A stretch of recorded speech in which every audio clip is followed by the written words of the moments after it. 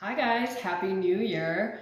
I hope 2024 has started out how you've wanted it to start out. I promised you I would do a couple cute little videos. I'm not sure they're going to be cute, but that's what I'm going to do. I'm just going to hang out and do what I want to do. I've been making some dog medicine or dog homeopathic stuff. I've been baking, I've been doing some crafting, doing some nutritional stuff, and just kind of enjoying doing a little bit of nothing on my downtime. We made it through the holidays and I loved every minute of it. Got to spend it with most of my family. I still have some pending Christmas, New Year's stuff that's coming, but for the most part, we're done. So, what's everybody else been up to? Please comment down below. I was going live with this, and I don't normally do that, but I thought it would be kind of fun to interact with people and maybe have a conversation or just share a few things. So leave a comment down below. What was your favorite thing about Christmas this year? Or New Year's, it could be. I don't make New Year's resolutions, but if you want to list one of your New Year's resolutions, please do so. I'll hold you accountable. But grab wine, coffee, tea, bourbon, vodka, whatever your day is requiring of you, or Diet Coke, whatever you want. But I have just straight coffee. And yeah. So today I'm just making really simple things. I won't post a recipe or do things like that, but I'm going to have on these particular dog treats, I'm going to have some peanut butter, pumpkin, chia seeds, turmeric, and maybe some colostrum or probiotic. And my other ones that are more like the freezer type that I make, they're going to have amino acids like proline and different things like that in it. Those I probably won't do on here because those are pretty scientific, and I have to really watch what I'm doing and measure and weigh just so that everything can be according to how you dose it to your dog. I haven't really dabbled in cats, but I mean, I suppose my smaller ones, would be appropriate for cats also. So for right now, I'm just focusing on smaller animals, that being dogs, because I'm a dog freak and or a dog lover. So yeah, I'm kind of excited. There's been a lot of humdrum in 2023 that I haven't really cared for, but it is what it is. We all have to make things what we want them to be, and that's probably really all I'm going to say about that. But duck, lamb, chia seed, turmeric, organic, everything I can. Green-lipped mussels are also a big thing in any of I make. A balanced portion of all omegas. I don't always put all omegas in there because I like to use flaxseed and omega-3 or salmon oil, but sometimes I make an equal mix depending on what the person wants. So yeah, like I said, I enjoy just a lot of different things, and I enjoy OG YouTubers that do stuff. The last video that I had posted, I had my grand dog here, but he wasn't feeling well, and I didn't just really want to put him through the second portion. We were building an actual gingerbread doghouse together. If I can link it, I'll put it. Like I said, I'm not a YouTuber or an influencer or anything like that. I just do this kind of for shits and giggles, really. And sometimes I have very serious topics on here, and then others they're not PGs. So if you have littles around, sometimes I would be a little cautious because I tend to maybe rip a joke or say a swear word or something that somebody might find offensive, just FYI. Most of the time I don't, but sometimes I do. So I a lot of times try to use freeze-dried free stuff versus baking, because whenever you bake something, obviously some of the nutritional value changes in it.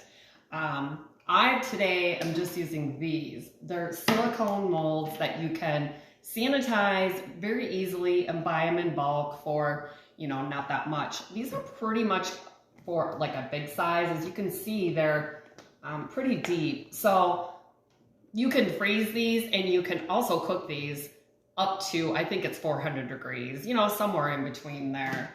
And then I had picked up some cute Valentine ones because Valentine's Day is coming. So this is probably more like for a medium-sized dog. You can kind of see here. And then these are for the little tinies or the little tots. And you can see that they're, fairly little there comparative to my finger. So I had been looking for a good source of like colostrum that had organic ingredients in it that I knew that the animals were well taken care of. If they did get immunized, what they were taking, what their diet was, blah, blah, blah. Because when it comes to consuming that, it's not going to do me any good to, just buy junk stuff, throw it together, and give it to your pet, especially if they're in a failing state. So I encourage all of you to learn how to read, and this is something I might do. Learn how to read the ingredients on a dog food, and cat food also, but dog food that you're feeding your dog. Really, a lot of dog foods, no matter how expensive they are, they'll have a minimum of 5 to 15% protein content on the first ingredient. And then after that, it's basically just filler, meal, and not even a real ingredient, like something that is the water from a runoff from chicken, and they call it chicken, when really it's not at all. And in actuality, it's just the waste that's left over. I'm not going to call out dog companies or dog, food manufacturers, but if you just do a simple Google on the ingredients that are in there, like I said, a lot of times all you're doing is feeding your dog a glorified bag of flour. So it's no different than food. The cheaper, obviously, somebody can make it. I mean, we're all about profits. So that's kind of where it's at. But I have been noticing this trend in animals getting cancer, getting overweight, getting arthritis, having severe inflammation by the age of 5. And I grew up in the country on a farm, multiple different places, but for the most part, I was a country farm girl. And we didn't do anything special to our dogs except for deworm them. Maybe once in a while, if they were sick, they would get bovine, goat, or, calf vitamins given to them and proper dosing. We just, sized it down, and they never got vaccinated. They ran around, they came in and out, they were around other animals, and they kind of ate scrap food and whole milk and whatever the heck us kids would give them or they could find. So, I mean, I guess there's a correlation between a lot of things that's happening. The dogs aren't getting exercise. They're not getting adequate outdoor time. They're not getting stimulated. They're getting fed basically Culver's or McDonald's or A&W for 3-4 times a day. Plus, if you give them treats, that's even more on top of that. So I'm not here to lecture you, and I'm not here to make you feel bad, because I was pretty unaware of how unhealthy true kibble, dry kibble can be. Now, I'm not saying there's not better brands than others and different things that you can do, because there mostly certainly is. But that's just something that people say, to me, hey Trace, why do you always say dogs need vegetables and dogs need grass and they need this and they need that? Well, you know that if your animals are in wild, they do forage on that stuff or eat it. I don't know if you can call it foraging, but they eat a lot of things that you're even unaware of, besides just meat. And they may chew on grass, they may chew on weeds, they might do all kinds of funky things. They'll eat berries, they'll eat all kinds of stuff. I guess my point is that the way to maybe get your dog the nutrients is to give that to them in a different form. If you have an older dog, they don't even have to be a senior dog. They can be a dog you rescued or a dog that got hurt, and now all of a sudden they have arthritis, or they have inflammation of a joint, or they broke their leg. I'm around a lot of horses also, and they do a multitude of stuff to try to rehab their animals. And I feel like it's something I want to share with people, because just like myself, I never really thought about it until somebody had a dog that was close to me. And then my dog passed away. And then you have other pets in the family, and you're like, gosh darn, I wish I could just have 2, 3, more years with my pet. It seems like dogs age so much faster now than what they used to. And part of that is probably just because we domesticate them way too much. And I'm just as guilty of it as everybody else, but they're not in the wild. They're not traveling all around. So if you're not diligent and very, structured with your dog, they can easily get overweight, which is hard on their hips, their back. And as you get older, they just, they have inflammation of the gut. They have pain. They have all kinds of things. So if there's anything you guys want me to kind of go over, please leave that in the comments also, because I'd really like to.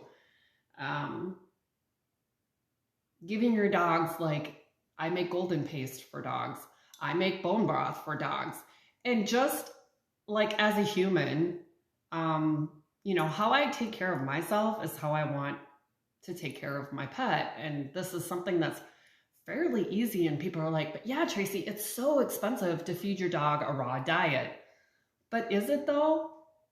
I mean, you're going to spend that money at a vet, and you might anyways, don't get me wrong. You can do absolutely everything correct sometimes with the animals, and they can still be unhealthy. I mean, we know that happens in humans.